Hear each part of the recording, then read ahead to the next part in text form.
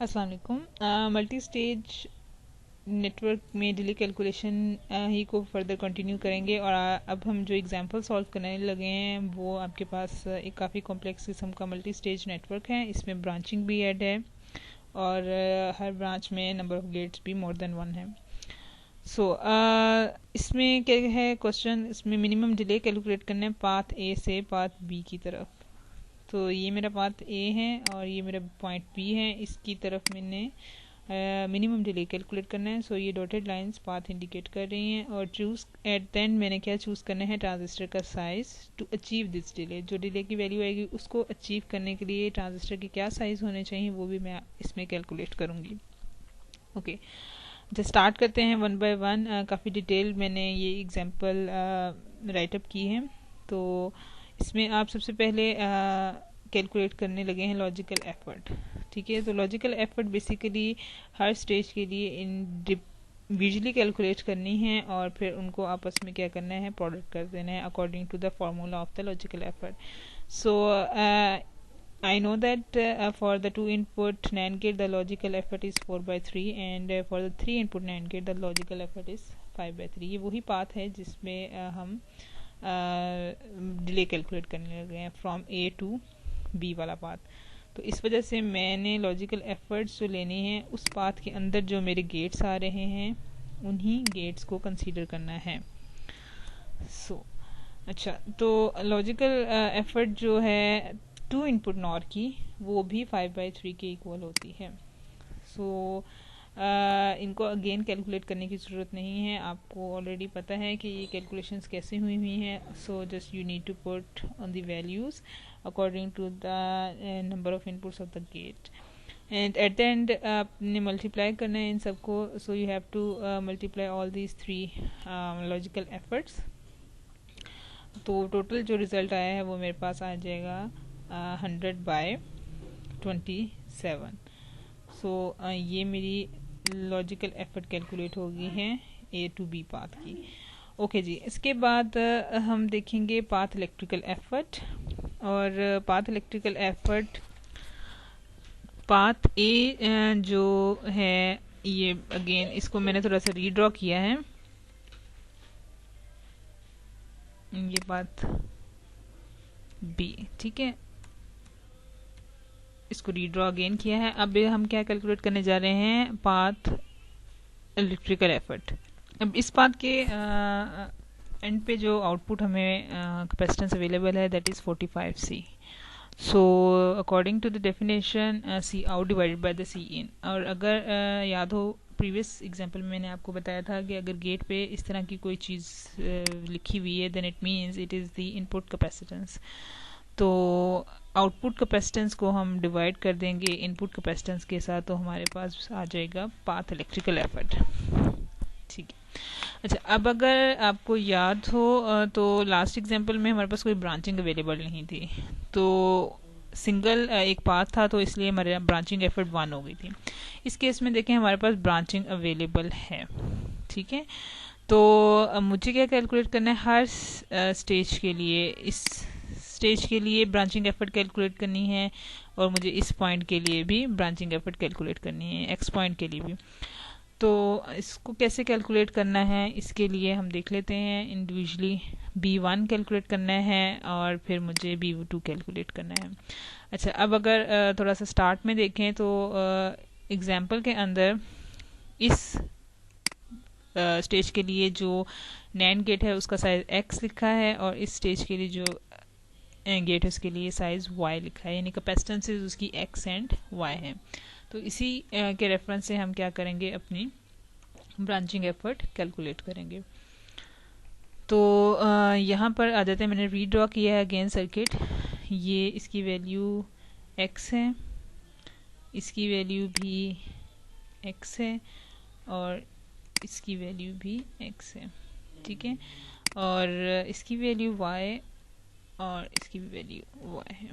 तो अब इसके अकॉर्डिंगली हम ब्रांचिंग एफर्ट कैलकुलेट करेंगे। अच्छा, अब इस पॉइंट पे जब हम कैलकुलेट करने लगे हैं, ठीक है, इस पॉइंट पे let's suppose this is called for B1 calculate करने लगे हैं। तो इस पॉइंट पे आप देखें कि पाथ पे मेरे पास x आ रही है, only 1x this NAND gate ये इन्वॉल्व हो रहा है, और ऑफ पाथ में मेरे पास ये 2x नैंड गेट इन्वॉल्व हो रहे हैं जिनकी जो कैपेसिटेंस है वो x है। तो ये ऑन पाथ कैपेसिटेंस और इसके साथ फिर ये जो है वो मेरी दोनों की दोनों ये वाली ये मेरी जो होंगी वो ऑफ पाथ होंगी, ऑफ पाथ। ठीक है, तो इन सबको सम अप करेंगे और नीचे मेरे पास ऑन पाथ होगी, ये मेरी ऑन पाथ है। तो वैल्यू ओवरऑल क्या आएगी, टोटल वैल्यू मेरे पास 3x डिवाइडेड बाई x हो जाएगी और दैट इज इक्वल टू 3 हो जाएगी। तो 3 मेरे पास जो है वो लॉजिकल ब्रांचिंग एफर्ट आ गई है B1 पॉइंट पे, ये वाली। अब उसके बाद हम देखेंगे सेकंड पॉइंट पे जो B2 है, इस पॉइंट पे देखेंगे कि हमारे पास क्या आ रही है। इसके अकॉर्डिंगली आप देखें कि ऑन पाथ पे है मेरे पास एक आ रही है y, ठीक है, तो ये मेरी ऑन पाथ हो जाएगी, और ऑफ पाथ पे ये वाली आ रही है, क्योंकि ऑफ पाथ में अगर आप देखें तो सिर्फ एक ही नॉर गेट इन्वॉल्व है, तो ये मेरी ऑफ पाथ हो जाएगी कैपेसिटेंस। तो इसके अकॉर्डिंगली नीचे मुझे ऑन पाथ की डिवाइड करनी है, तो ये y ऑन पाथ है और ये इसके रेफरेंस से वो ऑफ पाथ में चला गया, तो टोटल जो 2y is equal to y हो जाएगा। अगेन आपके पास जो B2 आएगा वो 2 आ जाएगा, यानी कि ब्रांचिंग एफर्ट B2 पॉइंट पे 2 आ जाएगी। तो टोटल आपके पास जो ब्रांचिंग एफर्ट आएगी, ठीक है, वो प्रोडक्ट होगी आपकी 3 and 2 की, 3.2 इज इक्वल टू 6। अब इस स्टेज पे हम वैल्यू f की फाइंड आउट कर सकते हैं GBH के फॉर्मूले से, G 100/27, B 6 and H is 45/8। Total calculations के बाद जो रिजल्ट आएगा that is equal to 125। So f हमारा कैलकुलेट हो गया है, ठीक है। तो अब उसके बाद बेस्ट स्टेज एफर्ट निकालने के लिए हम क्या करेंगे, f की पावर लेंगे 1/n। अब इसमें आप देखें नंबर ऑफ स्टेजेस कितनी हैं, ये हमारे पास है, ठीक है, 1, 2 एंड 3 स्टेजेस के बाद आउटपुट आ रही है, तो इसलिए नंबर ऑफ स्टेजेस यहाँ 3 हो जाएंगी। f की वैल्यू 125 है और 1⁻³ हम इसमें ऐड इसका रेसिप्रोकल लेंगे, तो ओवरऑल f की वैल्यू हमारे पास 5 आ जाएगी। अब पैरासिटिक डिले हमारा रहता है, क्योंकि फॉर्मूले के अंदर हमारे पास n into F of 1n के बाद पैरासिटिक डिले ऐड होता है। पैरासिटिक डिले मैंने लास्ट टाइम आपको बताया था कि हर स्टेज के गेट का इंडिविजुअली कैलकुलेट होगा और देन उसको हम सम अप करेंगे। तो पैरासिटिक डिले भी मुझे पता है कि 2 इनपुट नैंड गेट का 2 है, ये हम स्टार्ट में बात कर चुके हैं कि जो चीज़ें नोन है उसको हम रिकैलकुलेट नहीं करेंगे। 3 इनपुट के लिए 3 है और 2 इनपुट नॉर गेट के लिए 2 है। तो इन सबको आप सम अप करें तो टोटल आपके पास पैरासिटिक डिले 7 आ जाएगा। अब मिनिमम डिले कैलकुलेशन की तरफ जाएं तो ये हमारा मिनिमम डिले कैलकुलेशन का फॉर्मूला है, और इसके अंदर आप क्या करेंगे, वैल्यूज़ को सिर्फ पुट करेंगे। नंबर ऑफ स्टेजेस 3 हैं, f ऑफ 1 ऑफ n की वैल्यू 5 आई है, इसमें पैरासिटिक डिले 7 ऐड करें तो टोटल आपके पास डिले जो आएगा वो 22 टॉ होगा, जो अप्रोक्सीमेटली 4.4 टाइम्स है फैन आउट ऑफ 4 इन्वर्टर्स। अगर आपके पास 4 फैन आउट्स इन्वर्टर हैं अवेलेबल, तो उनका 4.4 टाइम्स मल्टीप्लाई करेंगे उसके साथ, तो आपका डिले 22 टॉ आ जाएगा। तो ये ओवरऑल डिले कैलकुलेशन थी हमारी मल्टी स्टेज की। इसमें ब्रांचिंग का कॉन्सेप्ट आपका और क्लियर हो गया है। अब हम सेकंड जो पार्ट है उसकी तरफ मूव करेंगे, that is your gate sizes. अब गेट साइजेस के लिए लास्ट लेक्चर में मैंने आपको बताया था कि पहले हम उसकी इनपुट कैपेसिटेंस लेंगे और फिर हम उसकी गेट की साइजिंग करेंगे कि पुल अप नेटवर्क में जो गेट हैं ट्रांजिस्टर्स हैं उनका क्या साइज़ होगा, पुल डाउन के अंदर जो ट्रांजिस्टर्स हैं उनके साइज़ क्या होंगे। तो पहले हम स्टार्ट करते हैं जो लोड पे गेट कनेक्ट है, और जो अकॉर्डिंग टू डायग्राम हमारे पास लोड पे एक नॉर गेट इन्वॉल्व है और उसका साइज y लिखा हुआ है। तो पहले मैं इसकी इनपुट कैपेसिटेंस निकालूंगी। इनपुट कैपेसिटेंस का फॉर्मूला मेरे पास G into C of out over best stage effort है।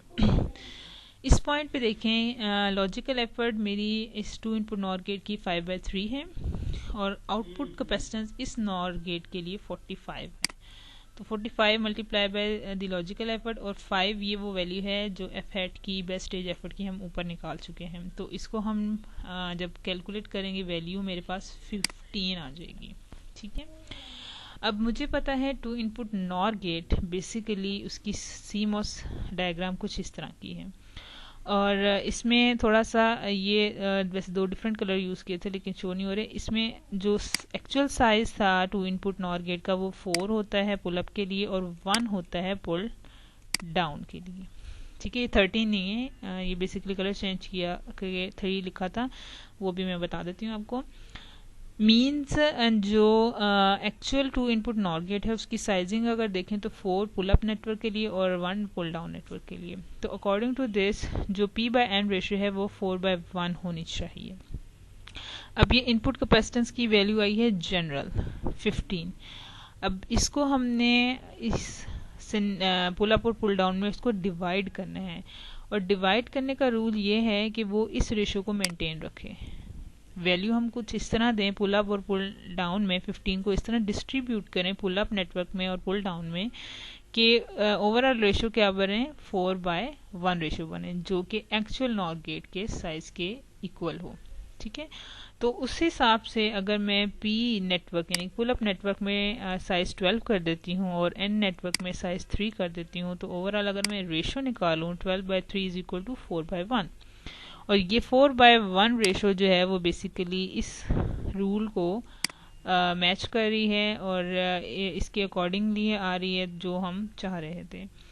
तो साइजिंग जब आप फाइंड आउट कर लें तो डिस्ट्रीब्यूशन आपने according to the actual size of your gate उसके हिसाब से उसकी रेशो को मेंटेन करते हुए करनी है।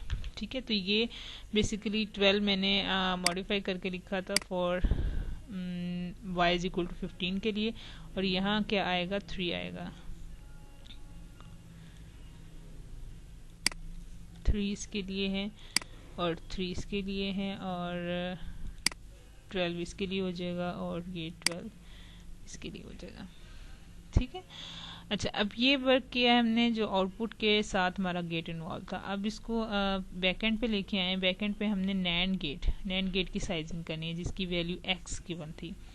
ठीक है, अब नैंड गेट पे आ जाएं तो फॉर्मूला अगेन वही है, logical effort 3 input NAND gate की 5/3 होती है। ठीक हो गया है, और अब यहाँ पर देखना है, यहाँ पर इस टर्मिनल पे आउटपुट कैपेसिटेंस क्या है। अब इस टर्मिनल पे 2 आपके नॉर गेट ऐड हैं, कनेक्ट हो रहे हैं, और हर नॉर गेट की कैपेसिटेंस 15 है। क्योंकि हमने y निकाला 15 तो ऑब्वियसली अबव के भी साइज y लिखा हुआ था तो वो भी 15 होगा। तो इस पॉइंट पे जब हम ये कैपेसिटेंस कैलकुलेट करेंगे तो आउटपुट कैपेसिटेंस हमारी 45 नहीं रहेगी और सिंगल 15 भी नहीं रहेगी। 2 गेट्स कनेक्ट हो रहे हैं इस पॉइंट पे तो दोनों की कैपेसिटेंस ऐड होगी, तो 15 + 15 आएगा, और वही फार्मूले में कैलकुलेट करें, यहाँ पर अब हमारे पास 10 आ गया। अब ये ओवरऑल उस गेट का साइज है इनपुट कैपेसिटेंस का। अब इसको भी हमने डिस्ट्रीब्यूट करना है जैसे प्रीवियसली नॉर गेट के लिए किया था। तो NAND gate 3 input NAND gate का स्ट्रक्चर आप बना लें रफली अपने माइंड में, या वैसे तो एक्चुअल साइजेस क्या होते हैं उसमें 2 है पुल अप नेटवर्क में और 3 होता है पुल डाउन नेटवर्क में। ठीक है, ये मैंने हाईलाइट कर दिया। तो ओवरऑल रेशियो क्या बनेगी, 2/3 रेशियो। अब इस 10 को मैंने इस तरह डिस्ट्रीब्यूट करना है कि मेरे पास 2/3 की रेशियो मेंटेन रहे। तो अगर मैं पुल अप नेटवर्क में ट्रांजिस्टर का साइज 4 कर देती हूँ और पुल डाउन नेटवर्क में ट्रांजिस्टर का साइज 6 कर देती हूँ, तो 4/6 इज इक्वल टू 2/3, और ये रेशियो मेंटेन हो रही है जो एक्चुअल है आपकी pull up 3 input NAND gate की रेशियो। तो यही जब आपके पास साइजेस आ जाएं तो बस मेक श्योर रखना है कि आपकी जो रेशियो एक्चुअल गेट्स के अंदर होती है वही मेंटेन हो, क्योंकि उस तरह दोनों नेटवर्क्स की रेजिस्टेंस भी सेम रहेगी, करंट सेम फ्लो करेगा, क्योंकि ये एक दूसरे के मल्टीपल्स बन जाएंगे। 4/6 इज़ द मल्टीपल ऑफ 2/3, सो वो मल्टीपल्स बन जाते हैं। तो इस वजह से आपकी जो करंट फ्लो है उसकी इसमें प्रॉब्लम, और रेजिस्टेंस इफेक्टिव रेजिस्टेंस जो सेम होनी चाहिए उसमें भी कोई इशू नहीं आएगा। अच्छा, लास्टली काम कर रहे हैं हम कि जो हमें गिवन इनपुट कैपेसिटेंस थी उसको भी वेरीफाई कर लेते हैं कि क्या जो क्वेश्चन में दी गई थी 8, क्या वो 8 वाकई बन रही है, उसको ज़रा वेरीफाई कर लेते हैं अगेन इस पॉइंट पे जब मैंने साइज़ कैलकुलेट करना है तो 2 इनपुट नैंड गेट की जो लॉजिकल एफर्ट है वो 4/3 आ रही है। अब इस पॉइंट पे 3 नैंड गेट कनेक्ट हैं और हर एक का साइज़ कितना है 10, 10 एंड 10। तो सी आउट क्या बन जाएगी, 3 10s आ जाएंगे, ऐड हो जाएंगे हर नैंड गेट के। तो जब ओवरऑल इसको कैलकुलेट करेंगे तो ए का साइज़ 8 आ रहा है, जो कि हमें ऑलरेडी गिवन भी था, हमने जस्ट वेरीफाई किया था कि वाकई 8 ही था कि नहीं। तो इस तरह ये वेरिफिकेशन भी आप कर सकते हैं और इसको भी 8 को भी आप रीसाइज करें। और रीसाइज के लिए 2 इनपुट नैंड गेट में आपको पता है ऊपर भी पुल अप में भी 2 साइज होता है, पुल डाउन में भी 2 होता है, तो 2/2 यानी 1 रेशो मेंटेन होनी चाहिए। तो 8 है तो मैं इक्वली क्या कर दूंगी, डिस्ट्रीब्यूट कर दूंगी, ऊपर भी 4 असाइन कर दूंगी साइज और नीचे भी 4 असाइन कर दूंगी। जब इनकी रेशो होगी वो 1 होगी, जो एक्चुअल नैंड गेट के रेशो के साथ मैच कर जाएगी। तो ये ओवरऑल कैलकुलेशंस थी डिले की इन केस ऑफ आपके पास ब्रांचिंग एफर्ट भी इन्वॉल्व हो और कम्प्लेक्स किस्म का मल्टी स्टेज नेटवर्क हो। और सेकेंडली हमने साइजिंग जो है उसको भी देखा है, एनोटेशन ऑफ ट्रांजिस्टर साइजेस उनको भी हमने एक दफ़ा से ऑब्जर्व कर लिया। लास्टली बस एक चीज़ इसमें हम वेरिफिकेशन देखेंगे कि अगर, क्योंकि मल्टी स्टेज है, अगर मैं हर स्टेज का इंडिविजुअली डिले कैलकुलेट करती हूँ और ओवरऑल पाथ का एट द एंड उन सब डिलेस को एड अप करती हूँ, तो क्या मेरा वो डिले उसी डिले के इक्वल है जो हमने अभी स्टार्ट में कैलकुलेट किया था, and that is equal to 22 tau. इसको बस वेरीफाई कर लेते हैं, ये एक वेरिफिकेशन है। अब इसमें आप देखें कि जो सर्किट डायग्राम है ये एक फर्स्ट 2 इनपुट नैंड गेट है, इसका डिले इंडिविजुअली अगर कैलकुलेट करें so D1 is equal to G1 H1 plus P1। तो G1 4/3 है, H कैलकुलेट होगा। अब इसके आगे फर्दर 3 नैंड गेट कनेक्टेड हैं, तो डेफिनेट सी बात है आउटपुट क्या होगी, इन तीनों की कैपेसिटेंस ऐड करनी पड़ेगी और डिवाइडेड बाय क्या होगा, उसके अपनी इनपुट कैपेसिटेंस के साथ जो 8 थी। And parasitic delay for the 2 input NAND gate is 2, तो इसको ऐड किया तो first 2 input NAND gate first step पे लगा हुआ है वो क्या होगा, 7 होगा। अब सेकेंड स्टेज पे जो लगा हुआ था वो 3 इनपुट नैंड गेट था, उसके लिए G2 H2 प्लस P2 के फॉर्मूले से हम उसको कैलकुलेट करेंगे। अगर उसका आपको याद हो, ठीक है, ये इस स्टेज पे हम जब डिले इसका कैलकुलेट करेंगे तो इस पे आगे 2 नॉर गेट कनेक्टेड हैं, तो इनकी आउटपुट कैपेसिटेंस दोनों की ऐड होगी फॉर एज कैलकुलेशन, और उसकी अपनी जो कैपेसिटेंस हमने अभी एक्स कैलकुलेट की है वो 10 की है, तो उसके साथ हम उसको मल्टीप्लाई करेंगे और आंसर हमारा 8 आ जाएगा। और लास्ट पे 2 इनपुट नॉर गेट है, उसके लिए आउटपुट कैपेसिटेंस 45 है जो हमें अवेलेबल है, और y जो हमने उसका साइज कैलकुलेट किया था वो 15 है। तो उसको भी जब हम मल्टीप्लाई और इन सब को आपस में एड ऑन करेंगे तो हमारे पास 7 आएगा। अब हर स्टेज के डिले को ऐड करें तो वो टोटल क्या बन रहा है, 22 बन रहा है, वही बन रहा है जो हमने स्टार्ट में फाइंड आउट किया था। ये जिस वेरिफिकेशन है कि क्या हमारा आंसर ठीक है कि नहीं, क्योंकि ये उसी वक्त पॉसिबल है जब हम अननोन साइजेस भी कैलकुलेट करेंगे अपने गिवन गेट्स के। तो ये एक वेरिफिकेशन का भी स्टेप आपको इसमें क्लियर कर दिया है। So this is all for today, thank you, अल्लाह हाफिज़।